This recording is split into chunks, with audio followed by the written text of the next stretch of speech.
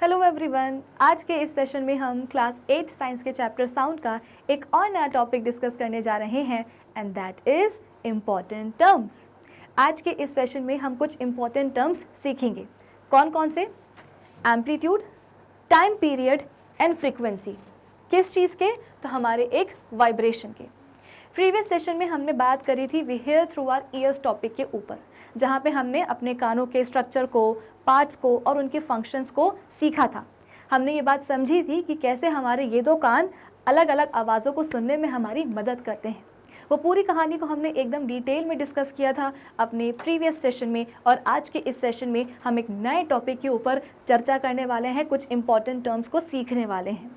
So I hope आज के session का जो टारगेट है वो सभी बच्चों को है एकदम क्लियर। तो एक काम करते हैं, जल्दी से आज के सेशन को हम स्टार्ट कर लेते हैं। So this is Vibhuti Khare, welcome to Magnet Brains, जहाँ पे आपको सभी चैप्टर्स के वीडियो लेक्चर्स मिलते हैं बिल्कुल फ्री ऑफ कॉस्ट। यानी कि मैग्नेट ब्रेन्स में आपको 2 चैप्टर्स पढ़ने के बाद किसी भी तरह का पेमेंट करने की या पैकेज परचेज करने की रिक्वायरमेंट बिल्कुल भी नहीं है, क्योंकि मैग्नेट ब्रेन्स आप सब तक पहुँचा रहा है क्वालिटी एजुकेशन बिल्कुल फ्री ऑफ कॉस्ट। तो फिर इसी अच्छी बात से हम स्टार्ट कर लेते हैं आज का हमारा ये सेशन, जहाँ पे हम बात करेंगे कुछ इंपॉर्टेंट टर्म्स की। अब इससे पहले कि हम एम्पलीट्यूड के बारे में सीखें, टाइम पीरियड के बारे में सीखें या फ्रीक्वेंसी के बारे में सीखें, यहाँ पे कुछ चीज़ें दी गई हैं, उनको हम फटाफट से एक बार रीड कर लेते हैं और समझ लेते हैं।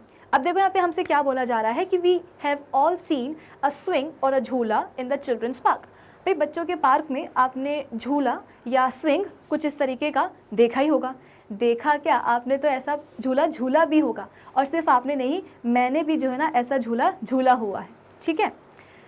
If we displace the lower end of a swing to one side and then release it, the swing starts moving backwards and forwards repeatedly.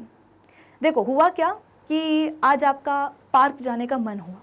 ठीक है, आपने अपने दोस्त को फ़ोन किया कि भाई आजा, आज अपन चलते हैं पार्क और जो ऐसा झूला है ना उस पर झूल करके आते हैं। तो आप अपने फ्रेंड के साथ गए हो झूला झूलने के लिए पार्क में। तो आप झूला कैसे झूलोगे? सबसे पहले तो झूले को आप उसकी मेन पोजीशन या उसकी जो ओरिजिनल पोजीशन है उस पर लेकर के आओगे और उस पर बैठ जाओगे। फिर इसके बाद में आप अपने फ्रेंड से बोलोगे कि हमें पुश कर दो। जैसे ही आपका दोस्त आपको धक्का देगा, पुश करेगा, आपका जो झूला है वो कुछ इस तरीके से झूलना शुरू कर देगा। ठीक है। अब हम एक और केस लेते हैं। एक और केस ये हुआ कि आपने अपने फ्रेंड को फ़ोन किया कि भाई चलो आज पार्क चलते हैं। तो आपके फ्रेंड ने बोला कि नहीं यार, कल तो मेरा टेस्ट है, मैं नहीं आ पाऊँगा। तो फिर आपने डिसाइड किया कि ठीक है, अब हम अकेले ही जाते हैं झूला झूलने के लिए पार्क में। आप बैठ गए झूले पे। कैसे बैठे? वही वाली बात है कि आप झूले को उसकी ओरिजिनल पोजीशन या मेन पोजीशन पे लेकर के आए हो, उस पर आप बैठ गए हो। अब सवाल ये है कि बैठ तो आप गए हो, लेकिन अब झूला झुलाएगा कौन? क्योंकि दोस्त तो आया नहीं है। तो अब हम क्या करेंगे, अपने पैरों को हम ऐसे पीछे लेकर के जाएंगे। जैसे कि अभी मैं झूले पे बैठी हूँ, अब मेरा फ्रेंड तो है नहीं मुझे पुश करने के लिए, तो मैं क्या करूँगी, खुद ही झूला झूलने की कोशिश करूँगी। कैसे? तो झूले पे बैठने के बाद मैं अपने पैरों को ऐसे पीछे लेकर के जाऊँगी।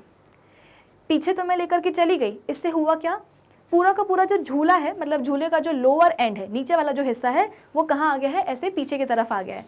अगर मैं इसको ड्रॉ करके बताऊँ तो कुछ इस तरीके का केस आने वाला है। जैसे ये झूला है, ये उसका ऊपर वाला एंड है, ठीक है, और यहाँ पे उसकी सीट लगी हुई है। ये पूरा झूला है आपका, ये उसका ऊपर वाला एंड है, झूले का ये नीचे वाला एंड है। नीचे वाले एंड पे क्या लगी है? सीट लगी है, जिसके ऊपर हम बैठते हैं। अब हमें झूला झूलना है, तो हम क्या करेंगे, हम अपने पैरों को ऐसे पीछे लेकर के जाएंगे। पीछे तो हम लेकर के चले गए, मतलब जब हम पीछे गए तो हुआ क्या, झूले का जो लोअर एंड है वो कहाँ आ गया है? पीछे आ गया है। भाई झूले की सीट के ऊपर ही तो हम बैठे हैं ना, तो हम क्या कर रहे हैं, अपने पैरों को ऐसे ऐसे पीछे पीछे लेकर के जा रहे हैं। तो झूले का जो लोअर एंड है वो कहाँ आ गया है? अब पीछे आ गया है। अब क्या होगा, जैसे ही हम हमारे पैरों का कांटेक्ट ग्राउंड के साथ ख़त्म करेंगे। कैसे ख़त्म करेंगे? पैर ऊपर उठा लो। अभी तक तो आपके पैर ज़मीन पर ही थे और आप ऐसे ऐसे ऐसे ऐसे आ रहे थे। अब क्या करो, कांटेक्ट ख़त्म कर दो, पैर ऊपर उठा लो। जैसे आप पैर ऊपर उठाओगे, अब आपका जो झूला है ना वो कुछ इस तरीके से झूलने लगेगा। पहले झूला आगे जाएगा, क्या आगे जा कर के रुक जाएगा? नहीं, वो दोबारा से पीछे आएगा, फिर आगे जाएगा, फिर पीछे जाएगा, पीछे आएगा, फिर आगे जाएगा, फिर पीछे जाएगा। तो कुछ इस तरीके से आपको जो झूला है वो झूलना शुरू कर देगा। तो ज़रूरी नहीं है कि झूला झूलने के लिए आपके फ्रेंड का होना ज़रूरी है, नहीं, आप अकेले भी उस झूले को झूल सकते हो। ठीक है। कैसे झूल पाओगे? तो उसके लिए आपको झूले को सबसे पहले उसकी मीन पोजीशन से पीछे लेकर के जाना पड़ेगा, ठीक है। और जैसे ही पीछे लेकर के जाओगे तो पैरों का कांटेक्ट जो है ग्राउंड के साथ वो ख़त्म कर देना। जैसे ही ख़त्म करोगे अब जो झूला है वो शुरू हो जाएगा झूलना, ठीक है। चलो आगे बढ़ जाते हैं। दो the top end of swing remains fixed at the same position but the lower end of swing on which we sit keeps on moving backwards and forwards again and again। अब यहाँ पे हुआ क्या, जैसे कि मैंने आपको झूले का एक स्ट्रक्चर ड्रॉ करके बताया था कि ये पूरा झूला है, ये इसके ऊपर वाला एंड है झूले का, ये झूले का नीचे वाला एंड है, लोअर एंड है। लोअर एंड पे क्या लगी होती है, सीट लगी होती है और सीट के ऊपर ही हम बैठे रहते हैं। तो जिस समय आपका झूला झूलता है उस समय केवल उसका जो लोअर एंड है ना वो आगे पीछे जाता है। ऊपर वाला जो एंड है वो तो कैसा रहता है, फिक्स्ड ही रहता है। चाहो तो ये वाला GIF आप फिर से देख लो। देखो यहाँ पे जो एक लड़की झूला झूल रही है, तो इस समय जब वो झूला झूल रही है तो झूले का जो नीचे वाला हिस्सा है, जो लोअर एंड है, वही जो है ना आगे पीछे जा रहा है। ऊपर वाला जो एंड है हमारे झूले का वो तो फिक्स्ड है, वो नहीं आगे पीछे जा रहा है, वो तो अपनी जगह पे ऐसे रखा हुआ है, वो अपनी जगह पर ही है। नीचे वाला एंड ऊपर नीचे या आगे पीछे जा रहा है। फिर इसके बाद में क्या बोला गया, the alternate backwards and forwards motion is called back and forth motion और to and fro motion.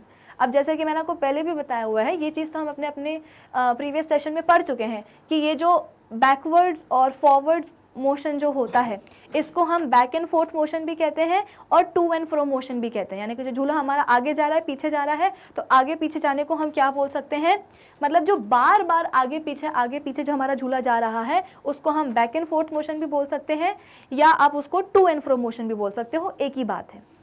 The motion of a swing is actually an example of vibrations और oscillation। ये जो swing का motion हो रहा है ना, जो swing आगे जा रहा है पीछे जा रहा है, ये actually किस चीज़ का example है, vibrations का या oscillations का।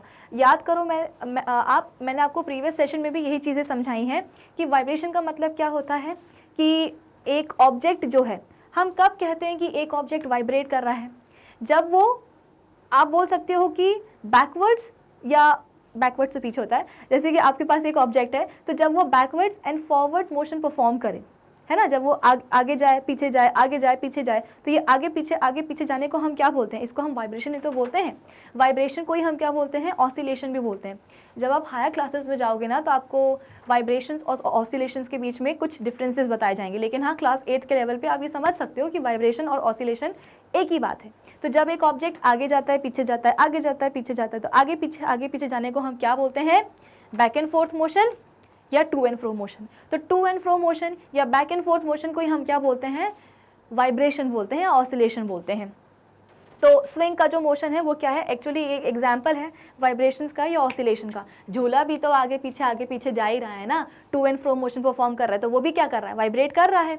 We can now say that a repeated back and forth motion is called vibrations or oscillations। तो हम conclusion क्या निकाल सकते हैं, vibration और oscillations को हम define कैसे कर सकते हैं कि जो repeated back and forth motion होता है उससे हम बोलते हैं vibrations या oscillations। ऐसा नहीं है कि झूला जो है ना बस एक बार पीछे गया और एक बार आगे गया और उसको हमने बोल दिया क्या, vibration। नहीं, जब लगातार बार बार कोई object back and forth motion perform करे, यानी कि पीछे जाए आगे जाए फिर पीछे जाए फिर आगे जाए, रिपीटेडली बार बार ये चीज़ जब हो ऑब्जेक्ट के साथ, जब वो बार बार जो है ना आगे पीछे जाए, तो इस बार बार के आगे पीछे वाले मोशन को ही हम क्या बोलते हैं, वाइब्रेशंस या ऑसिलेशंस। आई होप इतना सबको समझ में आया होगा।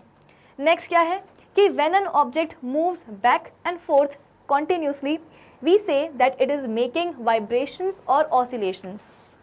इसका मतलब क्या कि जब एक ऑब्जेक्ट, भाई ये तो हमने डिफाइन कर ही लिया है ना, ये तो हमने अपने आप को समझा ही लिया है कि जब एक object repeatedly back and forth motion perform करता है, यानी कि बार बार आगे जाएगा पीछे जाएगा आगे जाएगा पीछे जाएगा, तो उस बार बार आगे पीछे जाने वाले मोशन को हम क्या बोलेंगे, ऑसिलेशन या वाइब्रेशंस। तो यहाँ पे क्या बोला गया है कि जब एक object continuously back and fourth जाता है तो हम बोल सकते हैं कि वो क्या कर रहा है, वाइब्रेशंस जो है ना बना रहा है, ऑसिलेशंस बना रहा है। बार बार आगे पीछे जाने वाले मोशन को ही तो हम वाइब्रेशन या ऑसिलेशन बोल रहे हैं। तो जब एक ऑब्जेक्ट बार बार आगे पीछे जाएगा तो हम क्या बोल सकते हैं कि वो ऑब्जेक्ट वाइब्रेशंस प्रोड्यूस कर रहा है, ऑसिलेशंस प्रोड्यूस कर रहा है। For example, when a swing moves back and forth repeatedly, we say that the swing is making vibrations या oscillations. अभी जो हमने झूले का एग्जाम्पल लिया था कि आपने जो है ना झूलना शुरू कर दिया है, अब कैसे भी झूला झूल रहे हो, चाहे दोस्त ने पुश किया है या आप अपने आप से जो है ना झूल रहे हो, तो आपको जो झूला बार बार आगे पीछे जो जा रहा है, तो इस बार बार आगे पीछे जाने वाले मोशन से आप क्या बोल सकते हो कि वो झूला क्या कर रहा है, वाइब्रेशंस प्रोड्यूस कर रहा है, ऑसिलेशंस प्रोड्यूस कर रहा है, क्योंकि बार बार आगे पीछे जाना मतलब क्या, back and forth motion perform करना। और रिपीटेड जब बैक एंड फोर्थ मोशन होते हैं या रिपीटेड जब बैक एंड फोर्थ मोशन होता है, तो उसे हम क्या बोलते हैं, वाइब्रेशंस या ऑसिलेशंस। तो आपका झूला क्या कर रहा है, जिस समय आप झूल रहे हो झूले पे, उस समय झूला क्या कर रहा है, वाइब्रेशंस या ऑसिलेशंस बना रहा है। अ सिंपल पेंडुलम, अब झूले की कहानी हो गई है, दोबारा से जो है ना हम अपने फिजिक्स पे लौट आते हैं कि अब हमारे पास क्या है, एक सिंपल पेंडुलम है, कैन बी मेड बाय, अच्छा, a simple pendulum can be made by tying about 1 metre long thread from a small metal ball and suspending it from a height. तो हम एक पेंडुलम कैसे बना सकते हैं, घड़ी वाला जो पेंडुलम होता है वो अलग होता है, हम फिजिक्स वाला पेंडुलम कैसे बना सकते हैं, तो 1 मीटर लंबा हम एक धागा लेते हैं, थ्रेड लेते हैं, थोड़ा सा स्ट्रॉन्ग थ्रेड लेते हैं, और उसके एक एंड पे छोटी सी मेटल बॉल कुछ इस तरीके की हम बांध देते हैं, तो ये हमारा क्या बन जाता है, एक पेंडुलम बन जाता है। ठीक है, तो यहाँ पे देखो, आपने देखा कि यहाँ पे एक बड़ा सा 1 मीटर लंबा थ्रेड है, 1 मीटर लॉन्ग थ्रेड है आपके पास, और उसके एक एंड पे आपने मेटल की बॉल, छोटी सी मेटल की बॉल आपने अटैच कर दी है, बांध दी है। और ये जो बॉल है ना मेटल की, इसको पता है हम क्या बोलते हैं, इसको हम बोलते हैं बॉब। बॉब द बिल्डर नहीं, ये है हमारे पेंडुलम का बॉब। ठीक है, चलो। और हाँ, जैसे थ्रेड के एक एंड पे आपने मेटल बॉल को अटैच किया है, और थ्रेड के दूसरे एंड को जो है ना आप किसी सपोर्ट के साथ बांध सकते हो, अटैच कर सकते हो। आगे बढ़ जाते हैं। The small metal ball of pendulum is called bob, जैसे कि मैंने आपको बताया। When the pendulum is at rest, not vibrating, then its bob is in the normal position or central position A। देखो यहाँ पे क्या हो रहा है, जब हमारा पेंडुलम वाइब्रेट नहीं कर रहा है, जब हमारा पेंडुलम मूव नहीं कर रहा है, उस समय बॉब, आप बोल सकते हो कि क्या लिखा गया यहाँ पे, देखो कि when the pendulum is at rest not vibrating then its bob is in the normal position या सेंट्रल पोजीशन। तो जब हमारा पेंडुलम वाइब्रेट नहीं करेगा, जब वो रेस्ट पे होगा, तो उसका जो बॉब होगा वो कहाँ होगा, सेंट्रल पोजीशन पे होगा, या उसकी ओरिजिनल पोजीशन पे हो सकता है, या आप उसको उसकी मीन पोजीशन भी बोल सकते हो। ठीक है, तो जब हमारा पेंडुलम ऑसिलेट नहीं करेगा, जब वो वाइब्रेट नहीं करेगा, उस समय पेंडुलम का जो बॉब है वो कहाँ रहेगा, पॉइंट ए पे रहेगा। कहाँ रहेगा, पॉइंट ए पे। पॉइंट ए क्या है, हमारे पेंडुलम के बॉब की सेंट्रल पोजीशन है या उसकी ओरिजिनल पोजीशन है।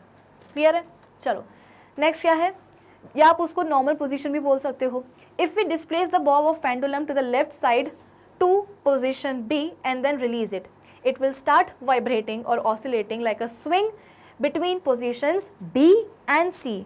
अब जैसे हम झूला झूल रहे थे ना, वैसे अब हम क्या करने वाले हैं, पेंडुलम को भी जो है ना वाइब्रेट या ऑसिलेट करवाने वाले हैं। कैसे, तो पेंडुलम आपने बनाया कैसे, थ्रेड के एक एंड पे आपने छोटी सी मेटल बॉल जो है ना अटैच कर दी, उसको आपने बॉब नाम दिया है। पेंडुलम का मतलब पेंडुलम आपका बन चुका है। अब थ्रेड का जो दूसरा एंड है वो आप एक रिजिड सपोर्ट के साथ में अटैच कर दोगे। क्यों अटैच कर रहे हो, क्योंकि हम ये चाहते हैं कि थ्रेड का जो दूसरा एंड है ना वो अपनी जगह पे फिक्स्ड ही रहे। ठीक है, वो अपनी जगह पे फिक्स्ड ही रहे, इसीलिए हम क्या करेंगे, उसे एक रिजिड सपोर्ट के साथ में फिक्स कर देंगे, अटैच कर देंगे। अब क्या होगा, सपोज हम अपने बॉब को जो है ना, अभी तक तुम्हारा जो बॉब है जब वो वाइब्रेट नहीं कर रहा है, जब हमारा पेंडुलम मूव नहीं कर रहा है, उस समय हमारा जो बॉब है पेंडुलम का वो रेस्ट पे है, यानी कि अपनी मीन पोजीशन ए पर है। अब हम क्या करेंगे, इस बॉब को लेकर के जाएंगे कहाँ, पॉइंट बी तक। ये पॉइंट ए है, अब इसको हम कहाँ लेकर के गए हैं, पॉइंट बी तक लेकर के गए हैं। जैसे ही इसको हम पॉइंट बी तक लेकर के जाएंगे, इसके बाद में हम अपने बॉब को छोड़ देंगे। भाई अपने थोड़ी ना जाएगा बॉब, हमें लेकर के जाना पड़ेगा उसको पकड़ करके। बी तक लेकर के गए पकड़ के, जैसे ही इसको हम छोड़ेंगे, अब जो पेंडुलम का बॉब होगा वो बी पे तो था, अब बी से कहाँ आएगा, फिर वो ए पे आएगा। फिर क्या ए पे आके रुक जाएगा, नहीं, वो ए से कहाँ जाएगा, वो जाएगा सी तक, वो जाएगा सी तक।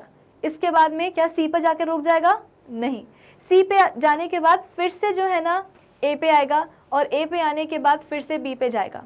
बी पे रुकेगा नहीं, वापस आएगा ए पे, फिर वहाँ से जाएगा सी पे, सी पे आने के बाद फिर से वो आएगा ए पे, फिर जाएगा बी पे। तो इस तरीके से हमारा जो पेंडुलम है उसका जो बॉब है वो B से C तक जो है ना मूव करता ही रहेगा, करता ही रहेगा, करता ही रहेगा। अब शुरुआत में आप बॉब को कहाँ लेकर के गए थे? आगे लेकर के गए थे। जैसे ही आपने उसको छोड़ा वो कहाँ आ गया? पीछे आ गया। पीछे क्या पॉइंट A तक आया था? नहीं, और पीछे आया था, पॉइंट C तक आया था। फिर पॉइंट C पर आने के बाद क्या हुआ? वो फिर आगे गया, फिर पीछे आया, फिर आगे गया, फिर पीछे आया, फिर आगे गया। तो यहाँ पे हमारा पेंडुलम का बॉब क्या करने लगा है? Back and forth motion perform करने लगा है, to and fro motion perform करने लगा है। और वो भी कैसा? रिपीटेडली, यानी कि बार बार बार बार बार बार आगे जा रहा है, बार बार पीछे आ रहा है। तो ऐसे रिपीटेडली जो, या आप बोल सकते हो कि जो repeated back and forth motion होता है हमारे ऑब्जेक्ट का, इस केस में हमारे पास बॉब है, उस पेंडुलम है, तो ये जो रिपीटेड मोशन हो रहा है, जो repeated back and forth motion हो रहा है पेंडुलम के बॉब का, इसे हम क्या बोल सकते हैं कि भाई अब हमारा जो पेंडुलम का बॉब है वो क्या करने लगा है? वाइब्रेट करने लगा है। तो यहाँ पे यही बोला गया है कि the Bob if we displace the bob of a pendulum to the left side, अभी ये जो आपके पास पिक्चर आई है ना, इसमें पॉइंट B जो है वो कहाँ है? मीन पोजीशन के राइट साइड में है। इसका उल्टा भी हो सकता है, ज़रूरी थोड़ी है कि आप BC को जो है ना यहीं पे बनाओ। A को तो आप यहीं बनाओगे, B को आप यहाँ लिख सकते हो और C को आप यहाँ लिख सकते हो। तो इस समय हमने क्या करा? पेंडुलम को अब हम कहाँ लेकर के जाएंगे? देखो, इनिशियली पेंडुलम को हम आगे लेकर के गए थे, अब हम फॉर अ चेंज हम पेंडुलम को पीछे लेकर के जाएंगे। जैसे हम झूला झूलते हैं ना, वैसे ही अब हम पेंडुलम को भी जो है ना झूला झुलवा रहे हैं। कैसे? तो बॉब को हम लेकर के चले गए कहाँ? पीछे। पीछे कहाँ? पॉइंट B तक। फिर इसके बाद जब उसको हमने छोड़ा तो फिर वो कहाँ गया? पॉइंट C पे गया। फिर दोबारा पॉइंट B पे आया, फिर C पे गया, B पे आया, C पे गया, कुछ इस तरीके से। तो आगे लेकर के चले जाओ या पीछे लेकर के चले जाओ, बात तो बराबर ही है। पेंडुलम के बॉब को अल्टीमेटली वाइब्रेट तो करना ही करना है। So it will start vibrating or oscillating like a swing between positions B and C. The bob first goes from position B to position C and then comes back to B. तो आप बोल सकते हो कि B और C position के बीच में हमारा जो पेंडुलम है वो क्या करता रहेगा? आगे पीछे जाता ही जाएगा। तो ऐसे रिपीटेड आगे पीछे जाने वाले मोशन को हम क्या बोलेंगे? वाइब्रेशंस या oscillations. So it again goes from position B to position C and then comes back to B. This motion of the pendulum bob is repeated again and again. We say that the pendulum bob is vibrating or oscillating between positions B and C. अब जो भी back and forth motion चल रहा है हमारे pendulum के Bob का, वो कौन सी दो पोजीशंस के बीच में चल रहा है? कौन से दो पॉइंट्स के बीच में चल रहा है? B और C। तो आप बोल सकते हो कि पेंडुलम का जो बॉब है वो डेफिनेटली वाइब्रेट कर रहा है, ऑसिलेट कर रहा है, लेकिन कहाँ कर रहा है? Between the positions B and C. The position A of a bob is called central position and the positions B and C are called the extreme positions of the bob. अब जो A पोजीशन पे initially हमारा Bob था, जब वो vibrate नहीं कर रहा था, जब वो हमारा पेंडुलम रेस्ट पे था, तो इस A पोजीशन को हम सेंट्रल पोजीशन भी बोल सकते हैं या मीन पोजीशन भी बोल सकते हैं। और वो जो दो पोजीशंस हैं जिनके बीच में हमारे पेंडुलम का बॉब वाइब्रेट कर रहा है, उन दो पोजीशंस को हम क्या बोलते हैं? एक्सट्रीम पोजीशंस बोलते हैं। तो यहाँ पे एक्सट्रीम पोजीशंस कौन कौन सी हो जाएंगी? Position C and position B, है ना? B यहाँ भी हो सकता है, C यहाँ भी हो सकता है, C यहाँ हो सकता है, B यहाँ हो सकता है, एक ही बात है। तो B और C दोनों क्या है? एक्सट्रीम पोजीशंस हैं और A क्या है? मेन पोजीशन है या सेंट्रल पोजीशन है। अब आपके दिमाग में ये सवाल आएगा कि मैम B और C को हम एक्सट्रीम पोजीशंस क्यों बोल रहे हैं? देखो, आपने करा क्या है कि आप पेंडुलम के बॉब को सपोज C तक लेकर के आ गए हो। अब जब आप पॉइंट C तक लेकर के आ गए हो, जब आप इस पेंडुलम के बॉब को अब रिलीज करोगे तो वो कहाँ जाएगा? आगे चला जाएगा। अब इसको हम एक्सट्रीम पोजीशन इसलिए बोल रहे हैं क्योंकि हमारे पेंडुलम का जो बॉब है ना, वो सिर्फ और सिर्फ इसी पॉइंट पर आकर के वाइब्रेट करना शुरू कर सकता है। अब आप बोलोगे कि मैम यही पॉइंट क्यों? सपोज हम लेते हैं यहाँ पे कौन सा पॉइंट? D। तो एक काम करते हैं ना, हम पेंडुलम के बॉब को अब हम पॉइंट D तक लेकर के जाते हैं। पॉइंट D तक लेकर के अगर आप गए पेंडुलम के बॉब को, तो पता है क्या होगा? बॉब जो है ना वो वाइब्रेट नहीं करेगा। अब वो जो है ना, मतलब आप अपने पेंडुलम के बॉब को यहाँ तक लेकर के गए, आपने उससे एक्सपेक्ट ये किया था कि अब वो आप उसको पीछे लेकर के गए हो तो वो आगे जाएगा B तक, फिर पीछे आएगा, फिर आगे जाएगा। ऐसा नहीं हुआ। पेंडुलम का जो बॉब है जैसे ही पॉइंट D तक आया और आपने उसको छोड़ा, अब पेंडुलम का जो बॉब है ना वो ऐसे घूम जाएगा। कभी कभी ऐसा होता है ना कि हम चाहते हैं कि, जैसे आपने कभी सुना होगा कि आपके जो पेरेंट्स हैं वो मना करते हैं कि बहुत तेज़ी के साथ जो ना झूला मत झूलो। क्यों मत झूलो? हम इतने खुश हो जाते हैं, इतने एक्साइटेड हो जाते हैं झूला को झूलने के टाइम पे कि हम जो है ना बहुत आप समझ सकते हो कि आगे पीछे जाते हैं, बहुत दूर तक गए हैं आगे, फिर पीछे आए हैं, फिर आगे गए हैं। तो मम्मी पापा मना करते हैं कि ऐसा मत करो। क्यों ना करो? क्योंकि कभी कभी ऐसा होता है कि झूला पलट भी जाता है। अगर ज़्यादा ही आप आगे चले गए हो तो एक एक्सट्रीम पॉइंट पर आकर के झूला दोबारा पीछे नहीं आता है, झूला और आगे चला जाता है और एक पूरा कंप्लीट सर्कल जो है ना काट लेता है वो। तो इसीलिए बी और सी को हम क्या बोल रहे हैं? एक्सट्रीम पोजीशन बोल रहे हैं कि इन एक्सट्रीम पोजीशंस पे आकर के जो हमारे पेंडुलम का बॉब है वो क्या करेगा? वाइब्रेट करेगा। इससे ऊपर अगर आप पेंडुलम, इससे ऊपर किसी पोजीशन पे आप पेंडुलम के बॉब को लेकर के गए हो तो शायद वो वाइब्रेट ना करे, वो पलट जाए, वो घूम जाए, वो सर्कल जो है ना काट करके आ जाए। आई बात समझ में? चलो, तो इसलिए एक्सट्रीम पोजीशन नाम रख दिया गया है। आगे बढ़ जाते हैं कि when the pendulum bob goes from one extreme position B to other extreme position C and then comes back to B, we say that it completes one vibration या one oscillation। अब हमें ये तो समझ में आ गया कि जो repeated back and forth motion चल रहा है किसी भी ऑब्जेक्ट का, पेंडुलम के बॉब का, तो इस repeated back and forth motion को हम क्या बोलते हैं? वाइब्रेशंस बोलते हैं। कि अब हमारा जो पेंडुलम का बॉब है वो क्या कर रहा है? वाइब्रेशंस या ऑसिलेशंस जो है ना प्रोड्यूस कर रहा है।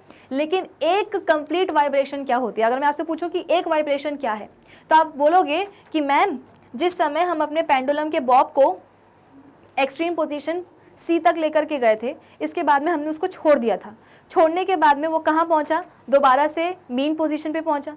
मीन पोजीशन ए पे पहुँचने के बाद वो रुका नहीं, वो कहाँ पहुँचा? Second extreme position point B पे पहुँचा। ठीक है, क्या बी पे पहुंचने के बाद वो रुक गया? नहीं, वो वापस से जो है अपनी मेन पोजीशन को क्रॉस करते हुए कहाँ पहुंचा? एक्सट्रीम पोजीशन सी पे पहुंचा।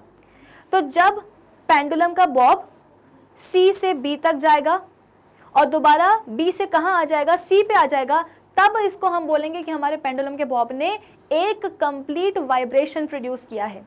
वन कंप्लीट वाइब्रेशन क्या होगा? जब पेंडुलम का बॉब पॉइंट सी से चल के बी तक पहुंचेगा और बी पे चल के दोबारा से पॉइंट सी पे आ जाएगा, अपनी मेन पोजीशन को दो बारी क्रॉस करके।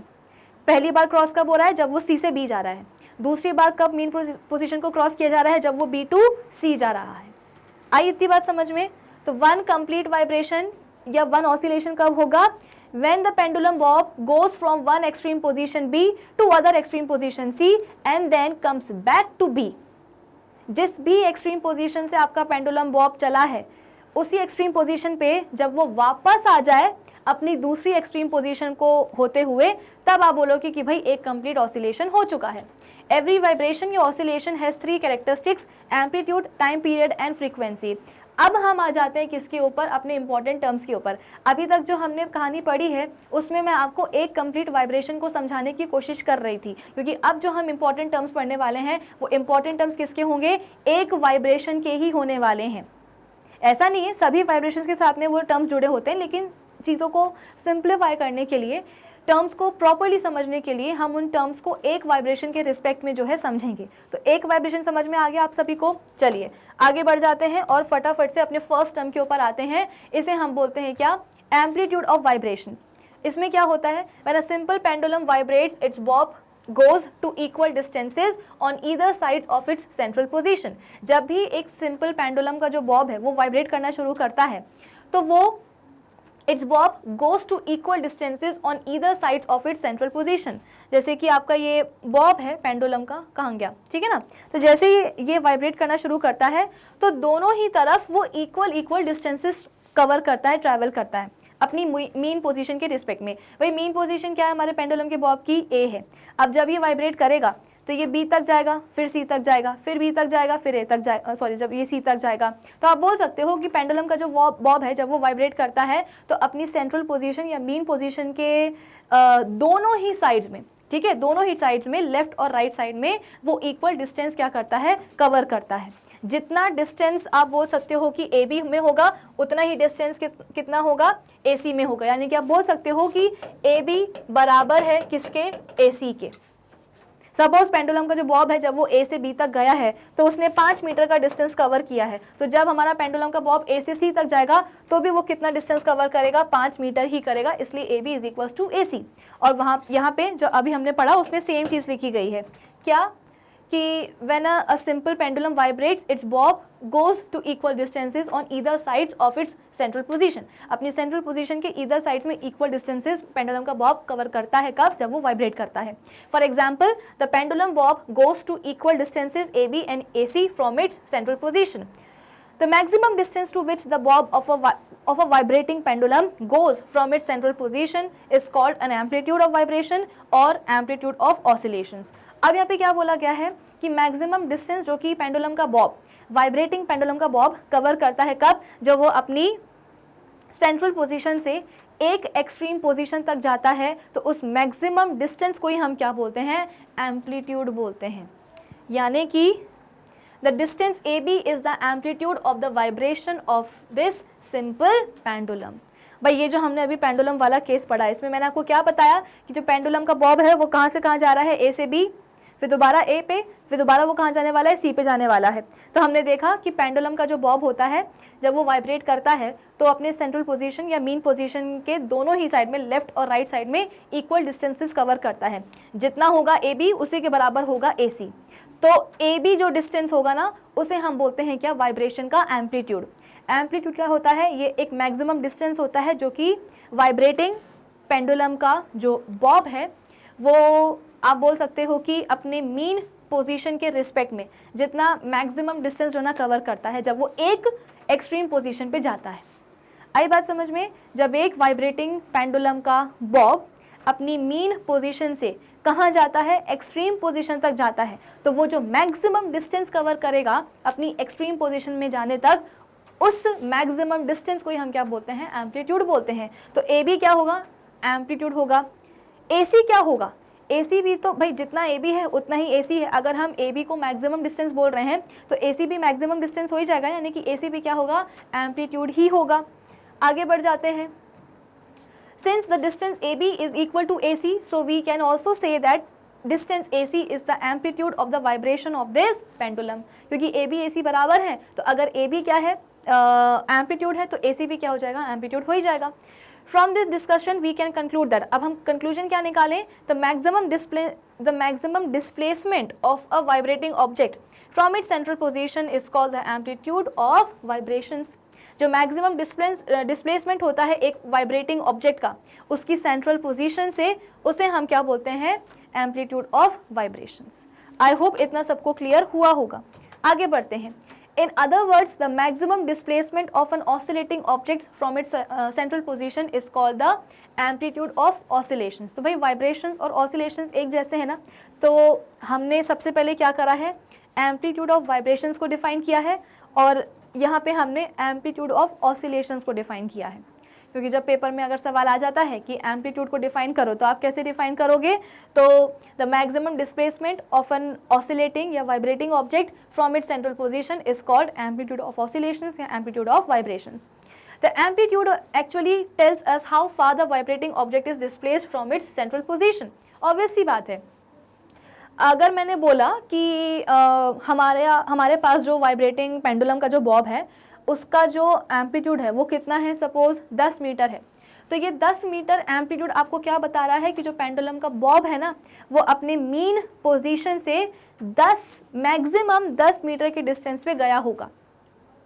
ठीक है? या आप ये भी बोल सकते हो कि पेंडुलम के बॉब का जो सेंट्रल पोजीशन है, सेंट्रल पोजीशन और उसकी एक एक्सट्रीम पोजीशन के बीच में डिस्टेंस कितना है या डिस्प्लेसमेंट कितना है? 10 मीटर का है।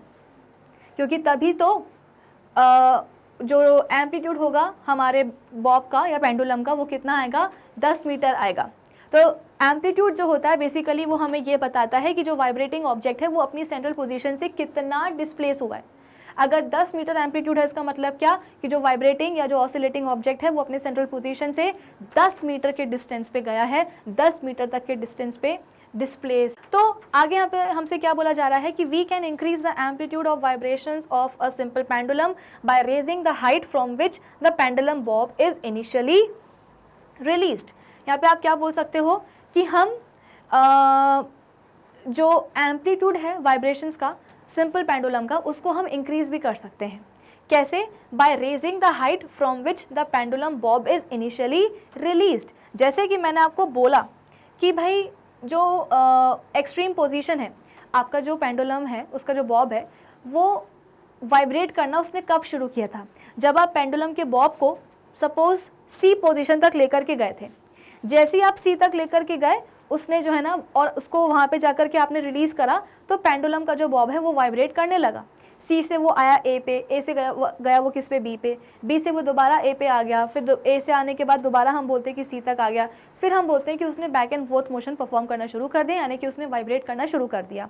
अब इस समय हम बोल रहे हैं कि ए बी बराबर है किसके, ए सी के, और ये दोनों ही किसके बराबर है, सपोज 10 मीटर के, यानी कि ए से बी तक का डिस्टेंस कितना है, 10 मीटर है, और ए से सी तक का भी डिस्टेंस कितना है, 10 मीटर है। यानी कि वाइब्रेशंस का जो एम्पलीट्यूड है वो कितना निकल करके आया है, 10 मीटर निकल करके आया है। यानी कि हमारा जो पेंडुलम का बॉब है ना, वो अपने सेंट्रल या मीन पोजीशन से 10 मीटर के डिस्टेंस पे डिस्प्लेस हुआ है।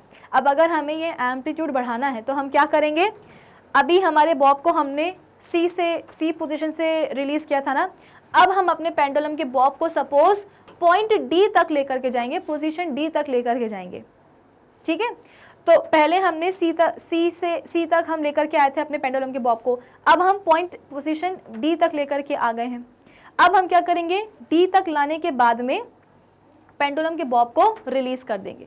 जैसे ही रिलीज करेंगे तो अब पेंडुलम का जो बॉब है ना, वो कहाँ जाएगा, सी तक जाएगा, ए तक जाएगा, बी तक जाएगा, और क्या बी तक जाने के बाद रुक जाएगा या वापस चला जाएगा डी पर? नहीं, वो और आगे जाएगा। कहाँ तक जाएगा, तो सपोज पॉइंट या पोजीशन ई तक चला गया।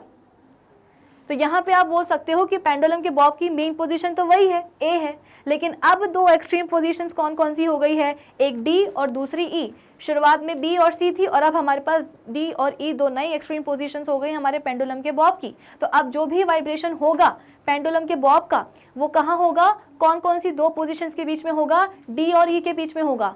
पेंडुलम का बॉब डी से ई जाएगा, फिर दोबारा डी पे आएगा, फिर ई पे जाएगा, फिर डी पे आएगा, फिर ई पे जाएगा, कुछ इस तरीके से वो वाइब्रेट करता रहेगा पोजीशन डी और ई के बीच में। तो इस समय अगर मैं एम्पलीट्यूड की बात करूं तो मीन पोजीशन कौन सी है, अब ए है। एक्सट्रीम पोजीशन कौन कौन सी है, ई है और डी है। तो अब हम A E is equals to E D लिख सकते हैं। भाई अभी हमने पढ़ा था ना कि जब भी पेंडुलम का बॉब वाइब्रेट करता है तो अपने दोनों ही साइड में इक्वल डिस्टेंस कवर करता है। तो जो भी ए ई होगा वो किसके बराबर होगा, ई डी के बराबर होगा। अब आपको समझ में आ रहा है, अगर आप ए बी और ए ई को कंपेयर करो, किस किस को, अगर आप ए बी और ए ई को कंपेयर करो तो आपको क्लियरली समझ में आएगा कि ए ई कैसा है, बड़ा है। ए ई कैसा है, बड़ा है। और अगर ए ई बड़ा है तो डेफिनेटली जो ई डी है वो भी बड़ा हो जाएगा, किससे, ए सी से। तो अभी तक तो एम्पलीट्यूड कितना आ रहा था, 10 मीटर का आ रहा था। अब हम बोल रहे हैं कि हमारा जो न्यू एम्पलीट्यूड है वो कितना आ गया, अब आ गया हमारे पास सपोज 20 मीटर। तो यहाँ पे जो एम्पलीट्यूड है वाइब्रेशंस का वो इंक्रीज हुआ कि नहीं हुआ, कैसे इंक्रीज हुआ, हम अपने पेंडुलम के बॉब को और ऊंचाई पर लेकर के गए हैं। हमने अपने पेंडुलम के बॉब की दोनों ही एक्सट्रीम पोजीशंस को हमने चेंज कर दिया। अब हम ज़्यादा हाइट पे लेकर के गए हैं, है ना। ज़्यादा हाइट पे जब हम लेकर के जाएंगे पेंडुलम के बॉब को तो जो एम्पलीट्यूड है वो क्या हो जाएगा, इंक्रीज हो जाएगा। यही चीज़ हमको यहाँ पे समझाई जा रही है। चलो फिर इसके बाद में Similarly, we can decrease the amplitude of vibrations by releasing the pendulum bob from the smaller height. अगर हम पेंडुलम के बॉब को स्मॉलर हाइट से जो ना रिलीज करेंगे तो पेंडुलम का जो एम्पलीट्यूड है वो क्या हो जाएगा, कम हो जाएगा। बढ़ाने के लिए हमने क्या करा था, ज़्यादा हाइट पे लेकर के गए थे, और कम करने के लिए हम क्या कर सकते हैं, कम हाइट से पेंडुलम के बॉब को रिलीज करें। जैसे कि ये पेंडुलम का बॉब है, ठीक है, टेढ़ा बन गया, इसको ठीक से बनाते हैं। हमारे पास ये क्या है, पेंडुलम का बॉब है। अगर सपोज ये इसकी एक एक्सट्रीम पोजीशन है, ये दूसरी है। अब अगर हमें इसका एम्पलीट्यूड कम करना है तो इसको हम क्या करेंगे, इसको हम न्यू पोजीशन डी या इसको हम एक्स ले लेते हैं, ठीक है ना। न्यू पोजीशन एक्स से पेंडुलम के बॉब को रिलीज़ करेंगे। तो जब इसको एक्स पे रिलीज़ किया जाएगा तो एक्स से कहाँ जाएगा, ए पे जाएगा। ए से फिर वो कहाँ जाने वाला है, सपोज वाई पे जाने वाला है। कहाँ जाएगा, वाई पे जाएगा। तो आपको दिखाई दे रहा होगा कि ए बी के कंपैरिजन में जो ए वाई है वो कितना छोटा सा है। ए वाई अगर छोटा है इसका मतलब क्या कि एम्पलीट्यूड कम हो गया। तो कम कब हुआ, जब हमने पेंडुलम के बॉब को कम हाइट से रिलीज़ किया है। ज़्यादा हाइट से रिलीज़ करेंगे तो एम्पलीट्यूड बढ़ जाएगा। तो ये हुआ क्या, हमारा फर्स्ट टर्म वाइब्रेशंस के बारे में। अब हम बात करते हैं अपने सेकेंड टर्म की। सेकेंड टर्म क्या है, time period. So one complete to and fro movement of the pendulum bob is called one vibration या वन ऑसिलेशन। तो वन वाइब्रेशन या वन ऑसिलेशन क्या होता है, एक complete to and fro motion. To and fro motion को हम और क्या बोल सकते हैं, back and forth motion, back and forth motion, ठीक है। तो एक complete back and forth motion जो होता है पेंडुलम के बॉब का, उसे हम क्या बोलते हैं, वन कंप्लीट ऑसिलेशन या वाइब्रेशन। बैक मतलब क्या, पीछे जाना, फोर्थ मतलब क्या, आगे जाना, है ना। तो आपने अपने पेंडुलम के बॉब को पॉइंट एक्सट्रीम पोजीशन सी से रिलीज किया था, अब वो पहले जाएगा कहाँ, आगे। तो ये क्या हो गया, फोर्थ मूवमेंट हुआ। फिर इसके बाद में वो दोबारा पीछे भी तो जाएगा भाई, बैक एंड फोर्थ दोनों साथ में होना चाहिए, तभी आप उसको एक वाइब्रेशन या एक ऑसिलेशन बोलोगे। ऐसा नहीं होगा कि आपने अपने पेंडुलम के बॉब को पोजीशन सी से जो है ना रिलीज कर दिया और वो जैसे ही पोजीशन पी पे आया तो आपने बोल दिया बस बस बस बस, अब हो गया क्या, एक कंप्लीट वाइब्रेशन। ना, अभी कंप्लीट नहीं हुआ है। कंप्लीट वाइब्रेशन के लिए, एक वाइब्रेशन के लिए बैक एंड फोर्थ जाना जरूरी है भाई। वाइब्रेशंस क्या होते हैं, ऑसिलेशंस क्या होते हैं, repeated back and forth motion, बार बार चीजें आगे पीछे जा रही हैं। एक वाइब्रेशन को हम क्या बोल सकते हैं, एक कंप्लीट वाइब्रेशन को हम क्या बोल सकते हैं, कब बोलेंगे, जब हमारा ऑब्जेक्ट एक एक्सट्रीम पोजीशन से जाए दूसरे एक्सट्रीम पोजीशन पे और दोबारा लौट करके अपनी ओरिजिनल जो एक्सट्रीम पोजीशन है उस पर वापस आ जाए, तो हम बोलेंगे क्या, एक वाइब्रेशन। क्योंकि एक वाइब्रेशन मतलब क्या, बैक एंड फोर्थ मोशन। तो जब आप अपने पेंडुलम के बॉब को पोजीशन सी से छोड़ोगे, वो जाएगा कहाँ, एक्सट्रीम पोजीशन बी तक। तो ये तो अभी हमारा जो बॉब है वो कहाँ जा रहा है, वो फोर्थ मोशन परफॉर्म कर रहा है। बैक मोशन तो अभी भी परफॉर्म करना रह गया है ना। तो पहले वो आगे जाएगा एक्सट्रीम पोजीशन बी पर, फिर इसके बाद में आप बोल सकते हो कि दोबारा वो कहाँ आएगा, पीछे आकर के पोजीशन सी पे आएगा। तो ये जो फोर्थ एंड बैक मोशन हुआ है, इस complete back and forth motion को हम क्या बोलेंगे, एक कंप्लीट ऑसिलेशन बोलेंगे या वाइब्रेशन बोलेंगे। The time taken by pendulum bob to complete one vibration या one oscillation is called time period of pendulum. बहुत ही आसान सा है टाइम पीरियड का कंसेप्ट, कि एक कंप्लीट ऑसिलेशन या एक कंप्लीट वाइब्रेशन को कवर करने में जितना भी समय लगा है पेंडुलम के बॉब को, वो क्या बन जाता है, उसका टाइम पीरियड बन जाता है। भाई ऑब्वियस सी बात है, हम बार बार क्या कर रहे हैं बात, कि पेंडुलम की पोजीशन जो है, उसके बॉब की जो पोजीशन है वो क्या हो रही है, चेंज हो रही है। ऐसा तो नहीं है कि पेंडुलम का जो बॉब है वो अपनी रेस्ट पोजीशन पे खड़ा हुआ है, नहीं, वो कभी आगे जा रहा है, कभी पीछे जा रहा है, आगे जा रहा है, पीछे जा रहा है।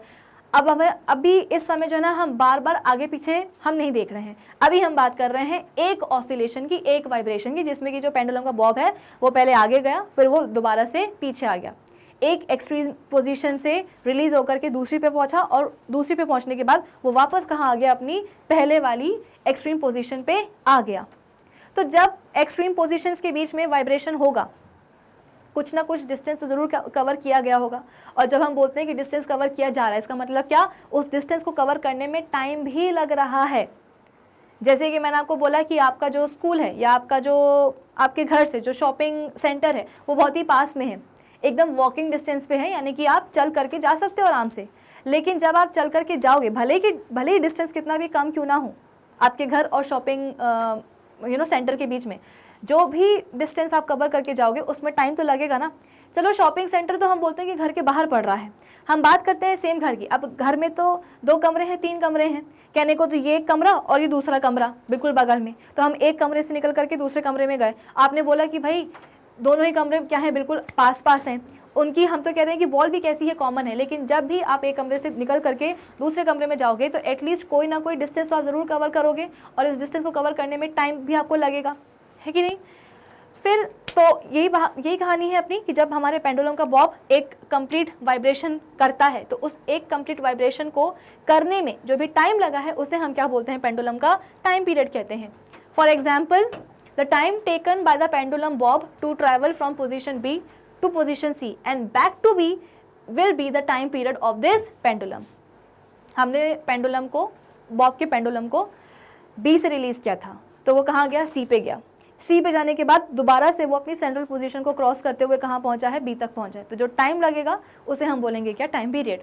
इन general we can say that the time taken by vibrating object to complete one vibration is called its time period. तो जनरलाइज स्टेटमेंट क्या हो सकता है या डिफाइन कैसे कर सकते हो टाइम पीरियड को? The time taken by the vibrating object to complete one vibration या ऑसिलेशन, उसे हम बोलते हैं क्या? उसका time period. In other words, the time taken by an oscillating object to complete one oscillation is called its time period. The unit of measuring time period is second. Time period के बारे में मैंने आपको बता दिया है। अब जब भी आप टाइम पीरियड को मेजर करोगे तो उसको एक्सप्रेस करने के लिए आपको कोई ना कोई यूनिट चाहिए होगी। तो कौन सी यूनिट का यूज़ करके आप टाइम पीरियड को एक्सप्रेस करोगे? Second. So the unit of measuring time period is second. इतना क्लियर है? तो चाहो तो इस सेंटेंस पे जो है ना स्टार मार्क कर लेना, क्योंकि इसे आपको भूलना नहीं है। चलिए नेक्स्ट पॉइंट हमसे क्या बोल रहा है कि the time taken by one vibration या one oscillation of a simple pendulum is very short and hence cannot be measured accurately। अब हुआ क्या? इतनी सारी नॉलेज हमें मिल चुकी है टाइम पीरियड के बारे में कि टाइम पीरियड होता क्या है।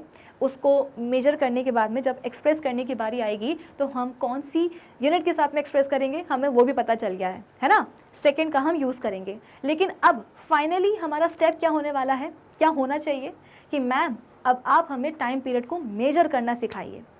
और आपके हिसाब से आपको ऐसा लगेगा कि मैम टाइम पीरियड को जो है ना मेजर करना काफ़ी आसान काम है, एकदम बच्चों का खेल है। क्यों? इसके लिए आपको चाहिए क्या है भाई? टाइम पीरियड को मेजर करने के लिए आपको चाहिए क्या है? एक पेंडुलम चाहिए है और एक स्टॉप वॉच चाहिए है। पेंडुलम का हमारे पास क्या आया है? बॉब आया है। उस बॉब को हम कहाँ तक लेकर के जाएंगे? एक्सट्रीम पोजीशन बी तक लेकर के जाएंगे। जैसे ही हम उस पेंडुलम के बॉब को एक्सट्रीम पोजीशन बी से रिलीज़ करेंगे, वैसे ही हम क्या करेंगे? अपनी स्टॉप वॉच को स्टार्ट कर देंगे। यहाँ से रिलीज़ किया बी पॉइंट से या बी पोजीशन से, और यहाँ पे हमने अपनी स्टॉप वॉच को स्टार्ट कर लिया। अब ऑब्वियस सी बात है, पेंडुलम का जो बॉब है वो एक्सट्रीम पोजीशन बी से कहाँ जाएगा? अपनी मीन पोजीशन पे जाएगा। मीन पोजीशन पे रुकेगा नहीं, उसको क्रॉस करते हुए अपनी सेकेंड एक्सट्रीम पोजीशन सी तक जाएगा। सी पे जाने के बाद वो रुकेगा नहीं, वो वापस से अपनी एक्सट्रीम पोजीशन अपनी मीन पोजीशन को क्रॉस करते हुए अपनी पहली वाली एक्सट्रीम पोजीशन बी तक आ जाएगा। तो बी से गया कहाँ? सी पर, और सी से कहाँ आ गया? वो दोबारा बी पर आ गया। तो जैसे ही वो बी से चला था पेंडुलम का बॉब, वैसे ही आपने अपनी स्टॉप वॉच को स्टार्ट कर लिया था। फिर वो दोबारा गया कहाँ? सी पे। सी से वो कहाँ आ गया? दोबारा से बी पे आ गया। तो जैसे ही वो बी पोजीशन पे आएगा आप क्या करोगे? अपनी स्टॉप वॉच को बंद कर दोगे, है ना? तो बी से सी तक जाना और फिर सी से दोबारा बी तक आना, इसका मतलब क्या कि हमारे पेंडुलम के बॉब ने एक वाइब्रेशन या एक ऑसिलेशन कंप्लीट कर लिया है। अब इस एक वाइब्रेशन या एक ऑसिलेशन को कंप्लीट करने में समय कितना लगा है वो आपकी स्टॉप वॉच बता देगी। स्टॉप वॉच की जो भी रीडिंग है वो आपको यही बताएगी कि भाई इतना समय लग गया था पेंडुलम के बॉब को एक वाइब्रेशन या एक ऑसिलेशन को कंप्लीट करने में। अब कहने में, बोलने में और सुनने में ये चीज़ बहुत ही आसान लग रही है ना? कि बस पेंडुलम चाहिए है, उसका बॉब चाहिए है और यहाँ पे हमारे पास क्या होनी चाहिए? स्टॉप वॉच होनी चाहिए, ताकि जो टाइम को जो है ना कैलकुलेट कर पाए। लेकिन जब करने की बात आती है ना, तो करने में ये चीज़ आसान नहीं होती है। क्यों नहीं होती है? क्योंकि एक वाइब्रेशन या एक ऑसिलेशन को परफॉर्म करने में जो भी टाइम लगा है वो टाइम बहुत ही छोटा होता है। वो इतना छोटा होता है कि आप उस चीज़ को एक्यूरेटली मेजर नहीं कर सकते। और एग्जैक्टली यही चीज़ यहाँ पे लिखी गई है कि the time taken by one vibration या one oscillation of a simple pendulum is very short and hence can not be measured accurately. तो फिर क्या करें? क्या टाइम पीरियड को हम मेजर करना छोड़ दें, बंद कर दें कि जब मुश्किल है इसको मेजर करना स्टॉप वॉच के साथ में, तो इसको हम मेजर करते ही नहीं है? नहीं, कोई ना कोई ऑल्टरनेटिव से निकलना चाहिए। क्या ऑल्टरनेटिव है? देखो यहाँ पे, so to find the time taken by one vibration, या मतलब टाइम पीरियड को निकालने के लिए we measure the time taken by large number of vibrations. भाई एक वाइब्रेशन को कंप्लीट होने में बहुत ही कम समय लग रहा है, इतना कम समय लग रहा है कि उसको हम प्रॉपर्ली मेजर नहीं कर पा रहे हैं। तो फिर समस्या ये कि आखिर फिर हम करें तो करें क्या? आसान है, आप कुछ लार्ज नंबर ऑफ वाइब्रेशंस होने दो। भाई एक वाइब्रेशन में टाइम कितना लगा है उसको निकालना थोड़ा मुश्किल है ना, तो एक काम करो, लार्ज नंबर ऑफ वाइब्रेशंस होने दो। कितनी? 1 2 3 4 5 6 7 8 9 10। सपोज 10 वाइब्रेशंस हो चुकी हैं और उन 10 वाइब्रेशंस को होने में समय कितना लगा है वो भी जो है ना आप अपनी स्टॉप वॉच से कैलकुलेट कर लो, है ना? तो अब आपके पास क्या आ चुकी हैं? लार्ज नंबर ऑफ वाइब्रेशंस आ चुकी हैं। कितनी आई हैं? 10 आई हैं। और उन 10 वाइब्रेशंस को कंप्लीट होने में कितना समय लगा है वो समय भी आपके पास आ चुका है। अब हम करेंगे क्या? Dividing the total time by the total number of vibrations we get the time for one vibration या time period of the pendulum. अब जो भी आपके पास टोटल टाइम आया है उस टीटी को यानी कि उस टोटल टाइम को आप क्या करने वाले हो, टोटल नंबर ऑफ वाइब्रेशन से डिवाइड करने वाले हो। ये सब हम क्यों कर रहे हैं, ये सब हम कर रहे हैं टाइम पीरियड को, वाइब्रेशन के टाइम पीरियड को मेजर करने के लिए, कैलकुलेट करने के लिए। एक टाइम पीरियड या एक ऑसिलेशन का जो समय होता है वो बहुत छोटा होता है, उसको हम एक्यूरेटली मेजर नहीं कर सकते हैं। तो तरीका क्या होता है टाइम पीरियड को मेजर करने का, लार्ज नंबर ऑफ वाइब्रेशंस होने दो, और वो लार्ज नंबर ऑफ वाइब्रेशंस कितने समय में हुई हैं वो समय भी आप नोट कर लो। फिर उस टोटल समय को, टोटल टाइम को आपको डिवाइड कर देना है किसके साथ, टोटल नंबर ऑफ वाइब्रेशन से। वो लार्ज नंबर ऑफ वाइब्रेशंस जो कि आपने होने दी थी, उन सभी वाइब्रेशंस को आपको कहाँ लिखना है, नंबर को डिनोमिनेटर में, और न्यूमिनेटर में आप क्या लिखोगे, टोटल टाइम। आया इतना समझ में?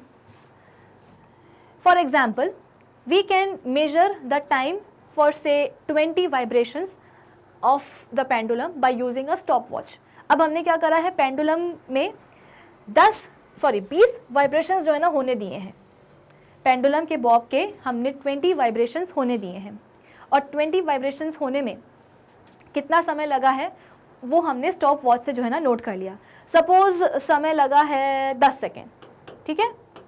तो पेंडुलम के 20 वाइब्रेशंस को होने में समय कितना लगा है, टोटल समय 10 सेकेंड्स लगे हैं। नाउ डिवाइडिंग दिस टाइम, कौन सा टाइम, ये 10 सेकेंड वाला time. Now dividing this time 10 seconds by 20 will give us the time taken by 1 vibration. तो टोटल टाइम कितना है, फॉर्मूला में हम क्या करेंगे, सारी वैल्यूज रख देंगे। नंबर ऑफ वाइब्रेशंस कितनी हुई है पेंडुलम की, 20 हुई है, तो 20 कहाँ हम रखेंगे, डिनोमिनेटर में।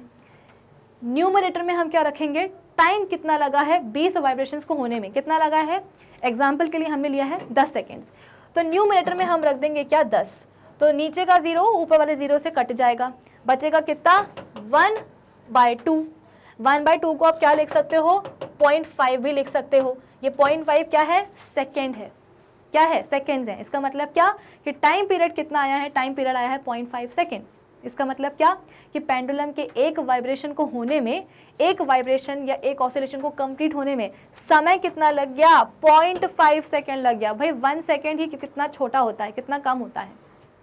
1 सेकेंड का भी आप बोल सकते हो कि आधा, यानी कि आधे सेकेंड में हमारे पेंडुलम के बॉब ने अपना एक वाइब्रेशन या एक ऑसिलेशन कितने टाइम में कंप्लीट किया है, तो 0.5 सेकेंड में कंप्लीट किया है।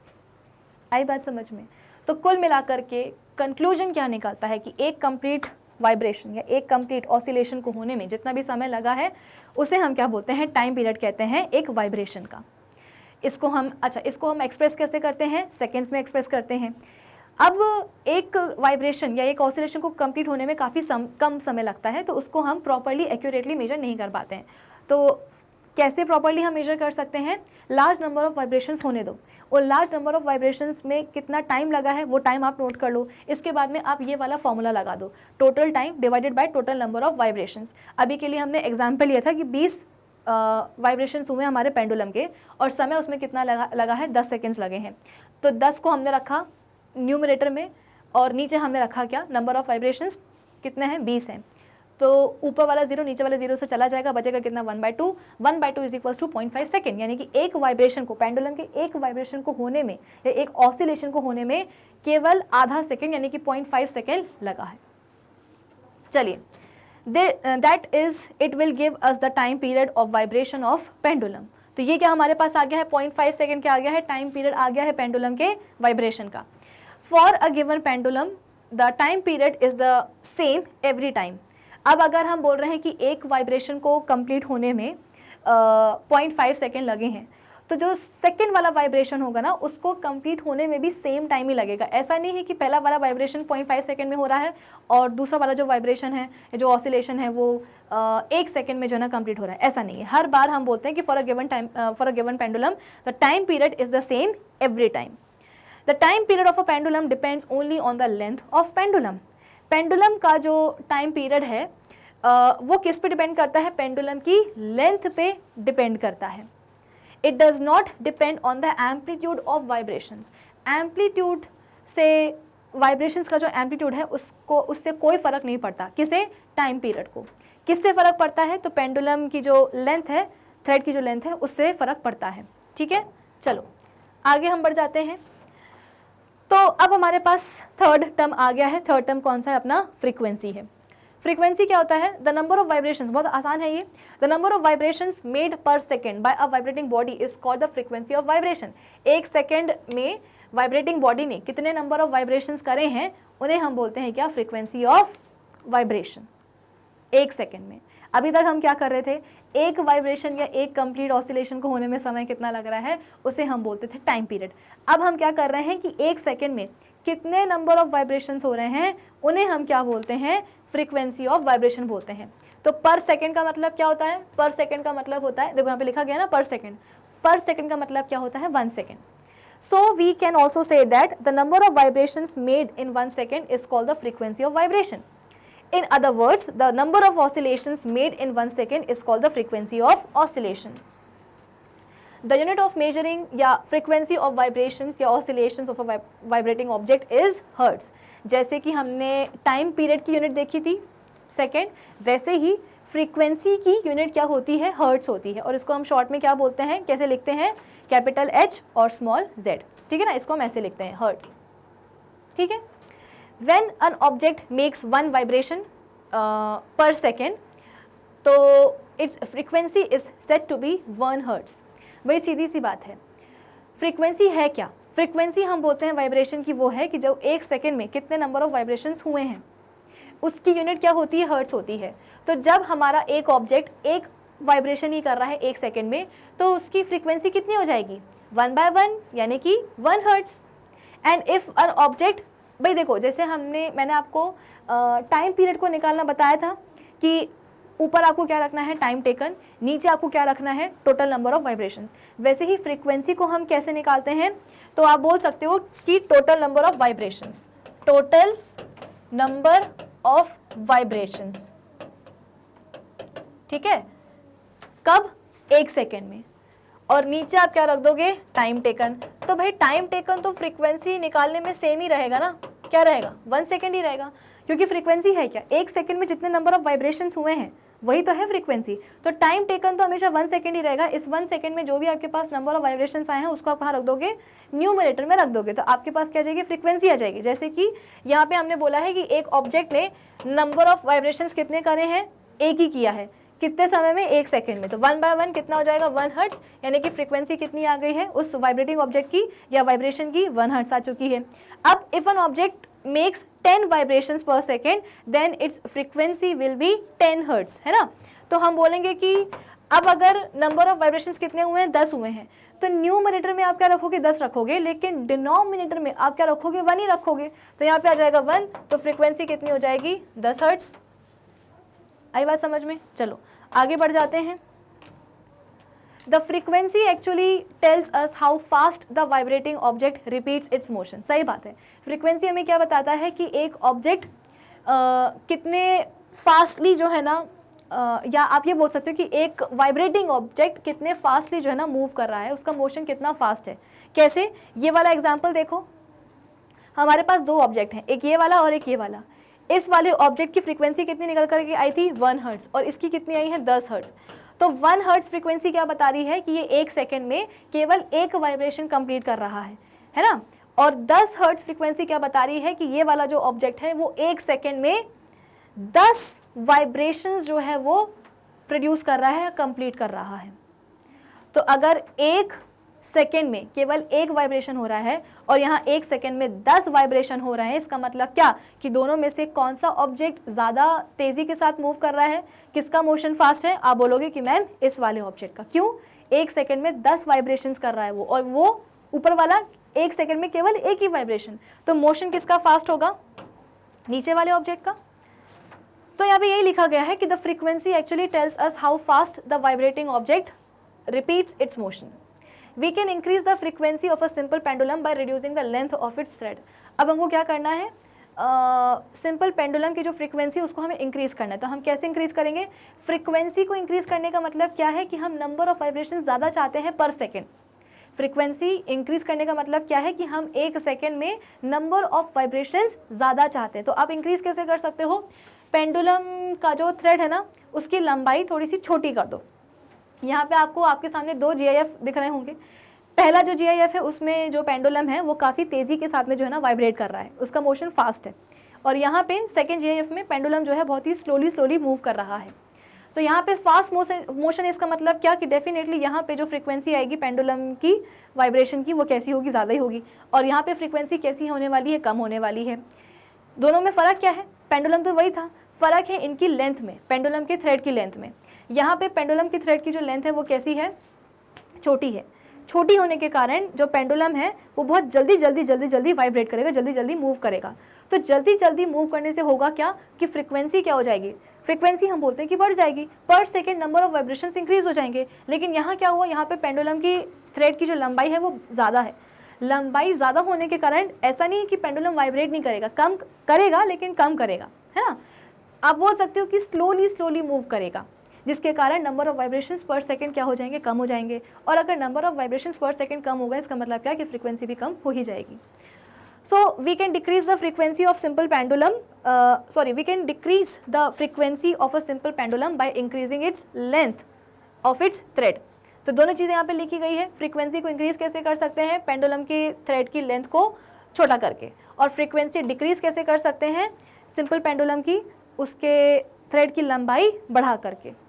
चलिए, अच्छा, अब यहाँ पे आपके सामने एक इमेज आपको नज़र आ रही होगी। अब आप बोलोगे कि मैम ये क्या है। यहाँ पे आप बोल सकते हो कि दो अलग अलग वाइब्रेशन है, ठीक है ना, या आप बोल सकते हो कि दो अलग अलग आवाज़ें हैं, ठीक है ना। हम सबको पता है, जैसे कि हम अपने प्रीवियस सेशन से पढ़ते आ रहे हैं कि साउंड क्या है, एक वेव ही तो है। साउंड जो है एक वेव की फॉर्म में ट्रैवल करती है। तो इस साउंड वेव को हम ग्राफ में कैसे डिनोट कर सकते हैं वो यहाँ पे बताया गया है। ग्राफ पे डिनोट करने के लिए हम करते क्या है, बीच में अभी बता देती हूँ, बाद में ये मैं एक्सप्लेन करती हूँ। ग्राफ में डिनोट करने के लिए हम क्या लेते हैं, एक एक्स एक्सिस लेते हैं और एक वाई एक्सिस लेते हैं। भाई ग्राफ बनाना है तो एक्स एक्सिस और वाई एक्सिस तो लेनी पड़ेगी, ठीक है। ये जो हमारी एक्स एक्सिस है इस पर हम क्या लेते हैं, सपोज टाइम लेते हैं, क्या लेते हैं, टाइम लेते हैं। और इस वाई एक्सिस पे हम क्या ले लेते हैं, सपोज डिस्प्लेसमेंट ले लेते हैं। क्या ले लेते हैं, डिस्प्लेसमेंट, ठीक है ना। तो जैसे कि मैंने आपको बताया कि हमारी जो साउंड है वो क्या है, एक वेव ही है। तो वो एक वेव के फॉर्म में कुछ इस तरीके से जो आपको दिखाई दे रही होगी ना, ये क्या है, एक वेव ही तो है। ये क्या है, साउंड वेव्स ही तो है। तो बेसिकली हमारी जो साउंड है वो एक वेव है। तो वो वेव के फॉर्म में क्या करती है, ट्रैवल करती है। तो इस वेव को हम ग्राफ पे डिनोट कैसे कर सकते हैं। तो सपोज यहाँ पे मैंने एक वेव बना दी, साउंड वेव यहाँ पे मैंने बना दी है कुछ इस तरीके से, ठीक है ना, कुछ इस तरीके से ये। अब आप बोलोगे कि मैम ये वेव ऐसी क्यों बनी है। याद करो, वाइब्रेशन का मतलब क्या होता है। वाइब्रेशन का मतलब होता है कि ऑब्जेक्ट आगे जा रहा है और पीछे जा रहा है, फिर आगे जा रहा है, फिर पीछे जा रहा है। जब रिपीटेडली ये बैक एंड फोर्थ मोशन चलता है तो उसको हम क्या बोलते हैं, वाइब्रेशन बोलते हैं। तो यहाँ पे हमारे पास जो ऑब्जेक्ट है वो भी तो यही कर रहा है, आगे जा रहा है, फिर पीछे जा रहा है, फिर आगे जा रहा है, फिर पीछे जा रहा है, फिर आगे आ रहा है, फिर पीछे जा रहा है, कुछ इस तरीके से। ये जो आपको यहाँ पे दिखाई दे रही होगी ये वाली लाइन, जिसको हम टाइम एक्सिस या वाई एक्सिस एक्स एक्सिस बोल रहे हैं, ये आप बोल सकते हो कि हमारे ऑब्जेक्ट की क्या है, मीन पोजीशन है। ये क्या है, मीन पोजीशन है।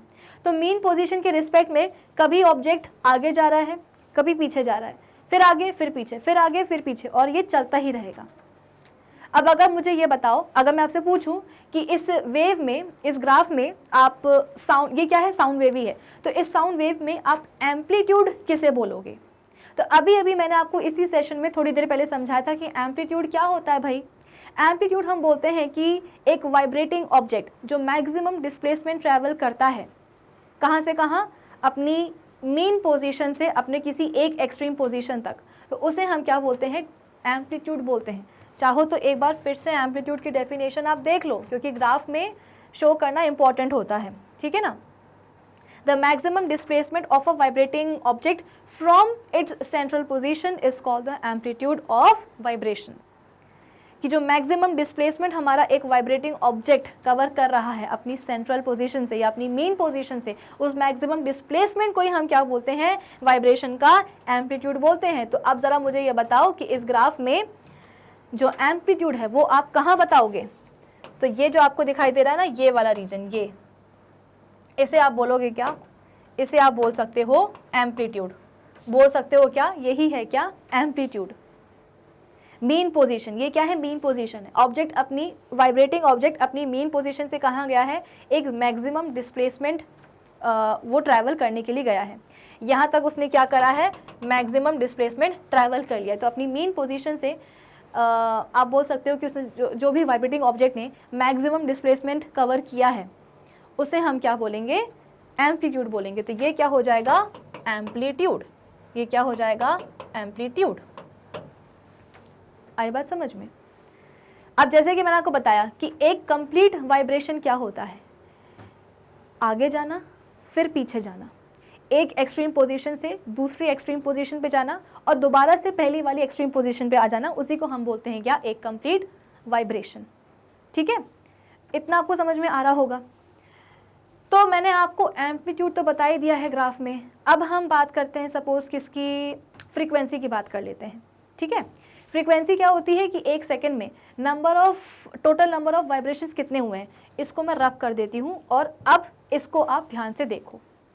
ये बताओ कि कौन सी वाली साउंड वेव की फ्रीक्वेंसी ज़्यादा है। सपोज यहाँ से लेकर के यहाँ तक, यहाँ से लेकर के यहाँ तक का जो समय है वो कितना है, 1 सेकेंड ही है। ये पूरा समय कितना है, 1 सेकेंड ही है। अब मुझे बताओ कि कौन से वाले साउंड वेव की जो फ्रीक्वेंसी है वो ज़्यादा है। आप बोलोगे कि मैम ये जो नीचे वाली वेव है ना, इसमें हमें 1 सेकेंड में नंबर ऑफ वेव्स कुछ कम दिखाई दे रही हैं, लेकिन अगर हम बात करेंगे ऊपर वाले साउंड वेव की, तो यहाँ पे 1 सेकेंड में जो नंबर ऑफ वेव्स हैं, देखो हमें कितनी सारी दिखाई दे रही हैं, ये है ना। तो यहाँ पे आपको दिखाई दिया कि मैम आप बोल सकते हो कि 1 सेकेंड में, ठीक है, 1 सेकेंड में यहाँ पे नंबर ऑफ साउंड वेव्स कैसी है, ज़्यादा है। साउंड वेव्स ज़्यादा होने का मतलब क्या है कि हमारा जो ऑब्जेक्ट है वो 1 सेकेंड में ज़्यादा वाइब्रेट कर रहा है। तो जो ज़्यादा वाइब्रेट करेगा उसकी नंबर ऑफ वाइब्रेशन ज़्यादा होंगी 1 सेकेंड में, और अगर नंबर ऑफ वाइब्रेशन ज़्यादा हुई 1 सेकेंड में, इसका मतलब क्या कि फ्रीक्वेंसी क्या होगी, ज़्यादा होगी। तो आपके पास 2 आवाज़ें थी, ये वाली, 2 आपके पास साउंड वेव्स थी, ये वाली। मैंने आपसे बस इतना पूछा था कि बताओ कौन से साउंड की फ्रीक्वेंसी ज़्यादा होगी, तो आप बोलोगे मैम ये वाली। क्यों? क्योंकि 1 सेकेंड में इस साउंड वेव में नंबर ऑफ वेव्स कैसी हैं, ज़्यादा हैं। कैसी हैं, ज़्यादा हैं। इसका मतलब क्या कि नंबर ऑफ, ये जो आपको दिखाई दे रहा है ना, जैसे कि मैंने यहाँ पे पहले ड्रॉ किया था, फिर से बता देती हूँ ड्रॉ करके, कि ये हो गई क्या, ऑब्जेक्ट की मेन पोजीशन। तो ऑब्जेक्ट अपने, आप बोल सकते हो कि आगे गया फिर पीछे गया, तो ये क्या होती है, एक कंप्लीट वेव होती है।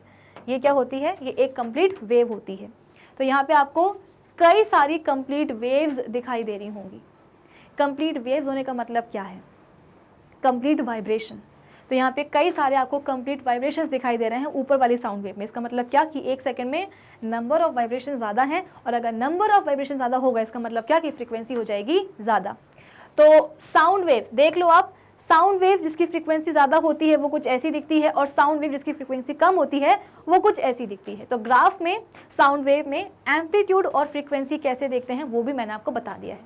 तो अधिकतर जो पार्ट है हमारे इस सेशन का वो हम ऑलरेडी कवर कर चुके हैं। तो अब बचा क्या है, अब कुछ क्वेश्चंस हैं जिनको सॉल्व करना रह गया है, तो क्वेश्चंस भी हम सॉल्व कर लेते हैं। लेकिन इसके पहले देखो यहाँ पे क्या लिखा गया है, to find the frequency of a simple pendulum we measure the time taken by the pendulum to make large number of vibrations dividing the number of vibrations. अच्छा, जैसे कि हमने टाइम पीरियड में सीखा था कि एक कंप्लीट वाइब्रेशन को होने में जो समय लगता है वो काफ़ी कम लगता है, तो उसको हम प्रॉपरली मेजर नहीं कर पाते हैं। तो कैसे मेजर करते हैं, लार्ज नंबर ऑफ वाइब्रेशंस होने लगते हैं, और उन वाइब्रेशंस को होने में जितना भी समय लगा है वो समय जो है ना हम निकाल लेते हैं। फिर समय को हम डिवाइड कर देते हैं किसके साथ, टोटल नंबर ऑफ वाइब्रेशन से, तो हमारे पास वाइब्रेशन की टाइम पीरियड आ जाती है। फ्रीक्वेंसी में क्या बोला जा रहा है कि to find the frequency of a simple pendulum we measure the time taken by the pendulum to make a large number of vibrations.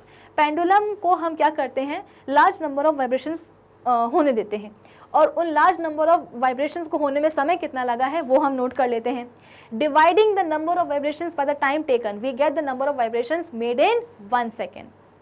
तो फ्रीक्वेंसी को निकालने के लिए भी हम यही करते हैं कि नंबर ऑफ वाइब्रेशंस होने देते हैं, टाइम कितना लगा है वो हम नोट कर लेते हैं, और इस बार हम न्यूमरेटर में किसको रखेंगे, लार्ज नंबर ऑफ वाइब्रेशंस को, और डिवाइड किससे करेंगे, टोटल टाइम टेकन से, तो क्या आ जाएगी, फ्रीक्वेंसी आ जाएगी। मतलब कि आप बोल सकते हो कि एक सेकेंड में कितने नंबर ऑफ वाइब्रेशंस हुए हैं वो आपको मिल जाएंगे। So this will give us the frequency of the pendulum. For example, we can measure the time for say 20 vibrations of a pendulum by using a stopwatch. Now, dividing 20 by the time taken will give us the number of vibrations made in 1 second. तो जैसे कि हमने पहले example लिया था कि pendulum जो है ना 20 वाइब्रेशंस कर रहा है। अब 20 वाइब्रेशन को करने में जो भी समय लगा है, सपोज हम बोलते हैं कि 5 सेकेंड्स लगे हैं, तो अब हम क्या करेंगे, डिवाइड करेंगे टोटल नंबर ऑफ वाइब्रेशंस 20 को किसके साथ, बाय टाइम टेकन। टाइम कितना लगा है, 5 सेकेंड्स लग गए हैं। Will give us the number of vibrations made in 1 second. तो कितना आ जाएगा, 5 4 20, यानी कि 1 सेकेंड में पेंडुलम ने कितने वाइब्रेशंस लिए हैं, 4 वाइब्रेशंस लिए, यानी कि पेंडुलम की फ्रीक्वेंसी कितनी हो जाएगी, 4 हर्ट्स हो जाएगी। ठीक है ना, क्या हो जाएगी, आप बोल सकते हो कि 4 हर्ट्स हो जाएगी। इतना क्लियर है आप सभी को। तो total vibrations divided by total time taken, frequency आ जाएगी। This will be the frequency of the pendulum. कौन सी, 4 हर्ट्स फ्रीक्वेंसी हो जाएगी अपने पेंडुलम की। The calculation of a frequency of a pendulum will become more clear from the following example. अब देखो यहाँ पे एक सवाल आया है, जल्दी से सॉल्व करते हैं। A pendulum makes 15 oscillations in 5 seconds, what is the frequency of the pendulum.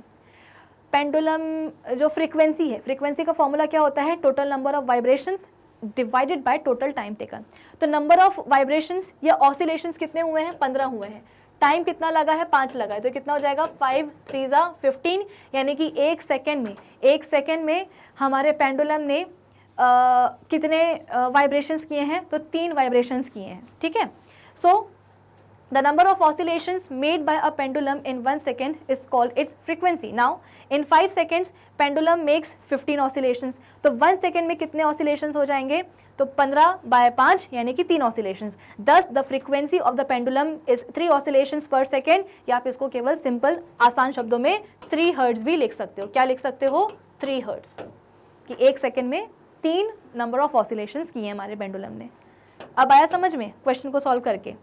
The frequency of vibrations या oscillations of a simple pendulum is very low, so a vibrating pendulum produces a sound having low frequency.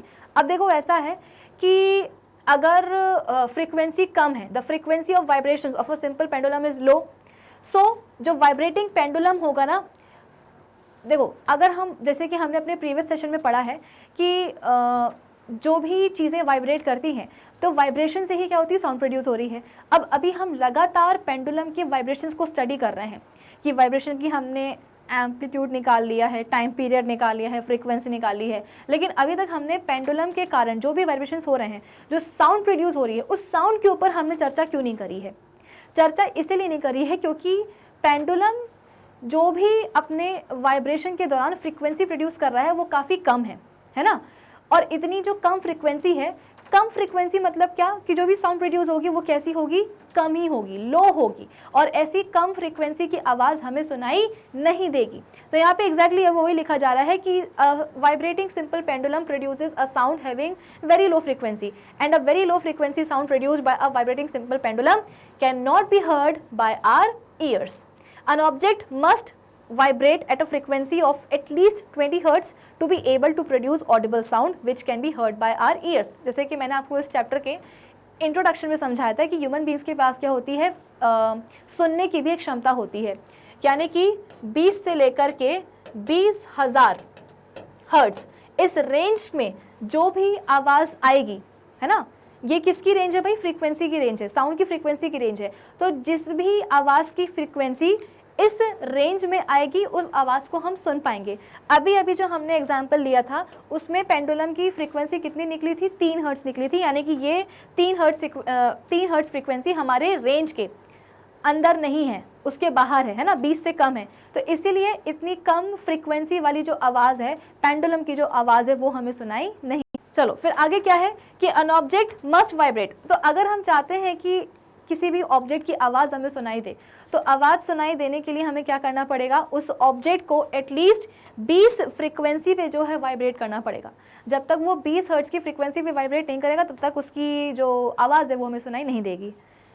Clear है। चलो अब time period और frequency के बीच में हम एक relation देख लेते हैं। टाइम पीरियड पढ़ लिया ना, तो टाइम पीरियड और फ्रीक्वेंसी के बीच में रिलेशन क्या है?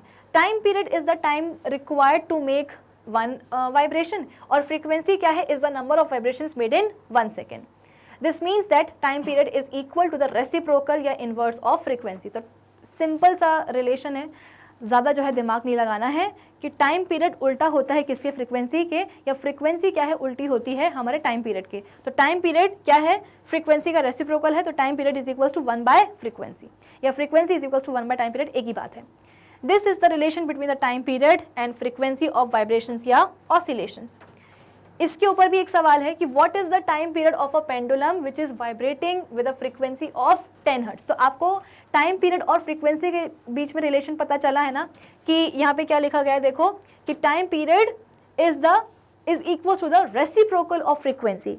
टाइम पीरियड किसके बराबर होता है? फ्रीक्वेंसी के रेसिप्रोकल के बराबर होता है। अब इस सवाल में आपको वाइब्रेशन की फ्रीक्वेंसी दी गई है और आपसे टाइम पीरियड पूछा गया है, तो क्या करोगे?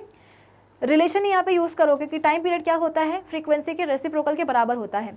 फ्रीक्वेंसी कितनी दी गई है? 10 हर्ट्ज दी गई है, तो इसका रेसिप्रोकल कितना हो जाएगा? 1 बाय 10 हो जाएगा। भाई फ्रीक्वेंसी कितनी है? 10 हर्ट्ज है, तो इसका रेसिप्रोकल कितना हो जाएगा? 1 बाय 10 हो जाएगा। तो 1 बाय 10 जब आप सॉल्व करोगे तो कितना आ जाएगा आपके पास जवाब? 0.1 सेकेंड। तो 0.1 सेकेंड क्या आ जाएगी? टाइम पीरियड आ जाएगी। तो फ्रीक्वेंसी का रेसिप्रोकल किसके बराबर होता है? टाइम पीरियड के बराबर होता है। इस चीज़ को आप ध्यान रखोगे। तो अगर आपको सवाल में फ्रीक्वेंसी दी गई है और टाइम पीरियड निकालना, तो आप क्या करोगे? फ्रीक्वेंसी का रेसिप्रोकल कर दोगे तो टाइम पीरियड आ जाएगा कुछ इस तरीके से। 1 बाय 10 कर दोगे तो कितना आ जाएगा? 0.1 सेकेंड। 0.1 सेकेंड ही क्या है? टाइम पीरियड है। चलिए, तो भाई आज के सेशन के लिए बस इतना ही। आज के सेशन में हमने बहुत सारी चीज़ें पढ़ ली हैं, है ना। ये सभी के सभी टर्म्स आप सबके लिए बहुत इंपॉर्टेंट हैं।